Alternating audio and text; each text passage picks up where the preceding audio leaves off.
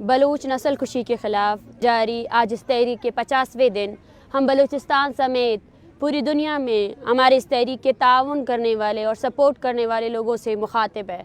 आज हमारी तहरीक को रियासती जबर और रियासती तशद्दुद के बाद सबसे बड़े क्रैकडाउन का सामना है। रियासत की जानिब से बिछाए गए नॉन स्टेट एक्टर्स की जानिब से इस तहरीक को सबोताश करने के लिए अब वायलेंस की तरफ ये लोग ले जाना चाहते हैं, क्योंकि इस तहरीक में जितने भी अफराद शामिल हैं वो तमाम बलूचिस्तान के मुख्तलिफ़ हिस्सों से बलोच लापता अफराद के लवाकिन हैं, जिनमें औरतें, बच्चे और बूढ़े और बुज़ुर्ग शामिल हैं। जब स्टेट ने अपनी तमाम तर क़ुव्वत लगाई है कि कैसे इस तहरीक को सबोताश किया जाए, आज हमारे धरने में मौजूद जितनी भी फैमिलीज़ हैं उन सब को अरासा किया जा रहा है, जिनमें मोहम्मद शरीफ जो गुज़दार से ताल्लुक़ रखते हैं, डेथ स्क्वाड के कारिंदों की तरफ से उनको अरासा किया जा रहा है। आज मोंगचर में एक एफसी की रेड लगाई गई, जिसमें पूरे तहसील को घेरा किया गया और घरों में छापे मारे गए, औरतों की तजलील की गई।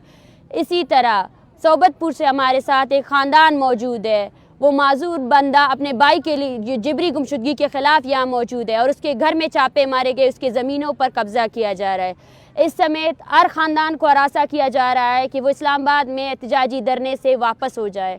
हम 12 कह चुके हैं कि ये चंद ख़ानदानों की तहरीक नहीं है, बल्कि ये तहरीक पूरे बलूचिस्तान की है, मगर रियासत की जानिब से वही गैर संजीदगी दोहराई जा रही है।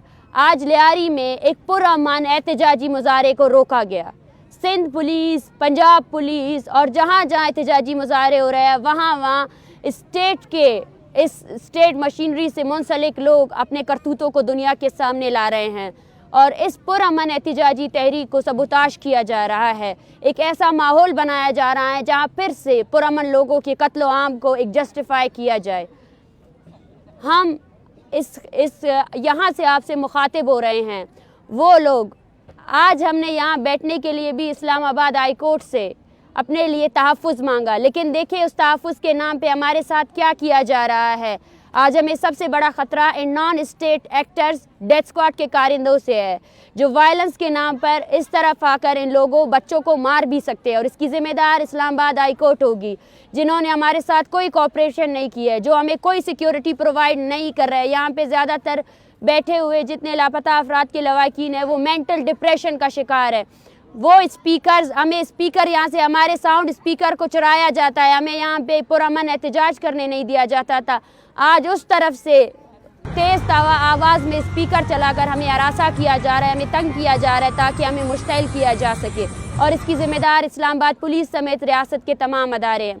लेकिन हमें डरना नहीं है। हम शुरू दिन से जब तुरबत से निकले थे हमने यही कहा था कि हम अपने लोगों के लिए निकले हैं और ये तहरीक बलूचिस्तान समेत हर उस मजलूम कौम की आवाज़ बनी है। और मैं बलूचिस्तान में कल होने वाले जितने एहतजाजी मुजाहरे हैं उन सब में, जहाँ विंदर, आप चौकी और जहाँ जहाँ हमने एहतजाजी मुजाहरे रखे हैं, उन सब से गुजारिश करती हूँ कि उतनी ही तादाद में निकलना है। जितना हमें ये लोग रोकने की कोशिश करेंगे हमें उससे ज़्यादा तादाद में निकलना है और स्टेट और इसकी करप्ट मशीनरी को अपनी अवामी पीसफुल मुज़ाहमत से जवाब देना है। वो मुज़ाहमत जो मुत्तहिद होकर ये कहेगी कि हम कत्ल गारत के ख़िलाफ़ है, हम अपनी नस्ल कुशी के ख़िलाफ़ है। और हम इस पैगाम से दुनिया भर में, हम इस्लामाबाद में बैठते हुए ये कह रहे हैं कि यहाँ हम इस धरने में मौजूद हर शख्स की ज़िंदगी ख़तरे में है और अगर कल यहाँ कुछ होता है तो इसकी ज़िम्मेदार सिर्फ इस्लामाबाद पुलिस और ये रियासत नहीं होगी, बल्कि इस दुनिया में जितने इंसानी हुकूक़ के काम, इंसानी हुकूक़ पर नाम करने वाले, सियासत करने वाले लोग हैं वो सब होंगे। इस इस्लामाबाद में मौजूद जितने ममालिक के एम्बेसडर्स मौजूद है वो भी इसमें बराबर के शरीक होंगे और UN समेत इंसानी हुकूक़ के तमाम अदारे वो जो इस पुरअमन तहरीक को सबोताश करते हुए देख रहे हैं और उसमें अपना किरदार अदा नहीं कर पा रहे, वो भी इसके ज़िम्मेदार होंगे। शुक्रिया। अवामी मुज़ाहमत जिंदाबाद।